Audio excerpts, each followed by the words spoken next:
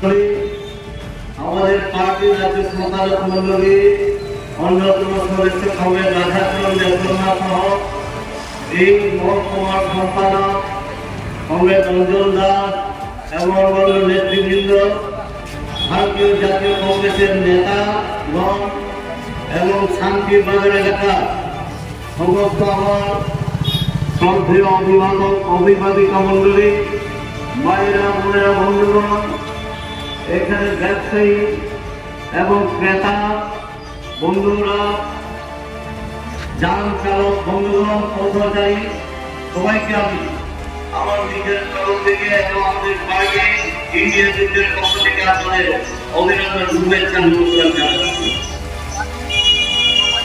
আপনারা জানেন আগামী 26শে এপ্রিল সকাল 7টা থেকে বিকাল 5টা পর্যন্ত ভোট গ্রহণ করা হবে।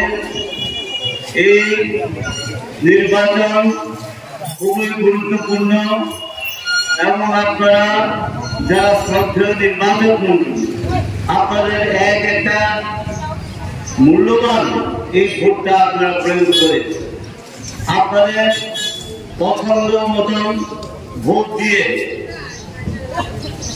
জয়যুক্ত করানোর জন্য আপনাদেরকে আহ্বান জানাচ্ছি। বন্ধুগণ,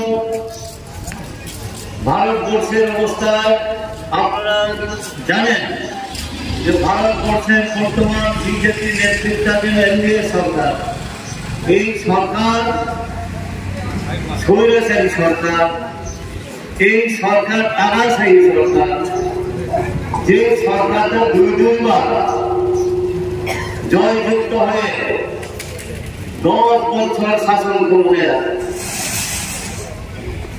শুরুতে তারা বলেছিল, মানুষের সামনে প্রতিশ্রুতি দিয়েছিল বছরে 2 কোটি বেকারদের চাকরি সংস্থান তারা করবেন।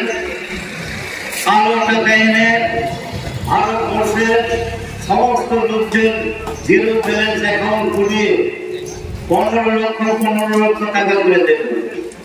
মা বোনদের ইজ্জত রক্ষা করবেন। দ্রব্যমূল্য বৃদ্ধি হতে দেবে না।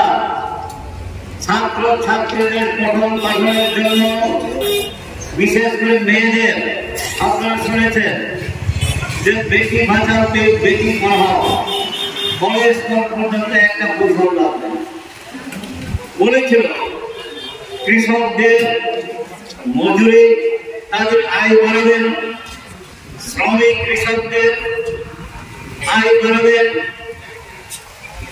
বিভিন্ন সুযোগ সুবিধা দেবেন। যারা ব্যবসা বাণিজ্য করছেন ছোট এবং মাঝারি ব্যবসায়ী, তাদের জন্য অনেক স্কিম হবে, তাদের সুযোগ সৃষ্টি করতে হবে। এছাড়াও শিক্ষক কর্মচারীদের বেতন বৃদ্ধির কথা তারা বলেছে।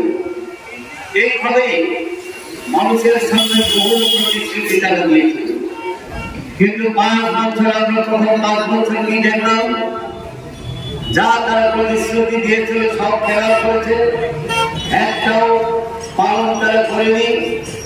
বরং আমরা দেখেছি নোট বন্ধ করেছে,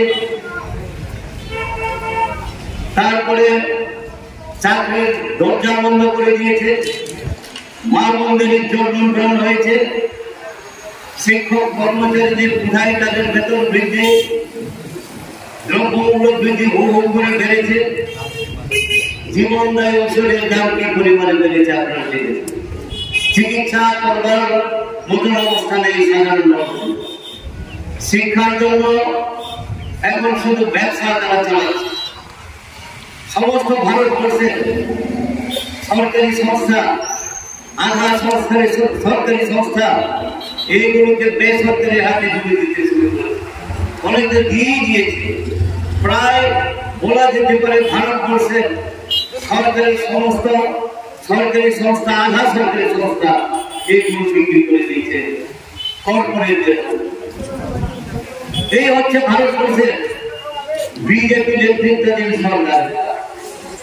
পরবর্তী 5টা বছর আমরা দেখেছি ওই পুলওয়ামাতে সিআরপিএফ বন্ধুদের উপর যে বোমা হামলা হয়েছিল, 24 জন শহীদ হয়েছে।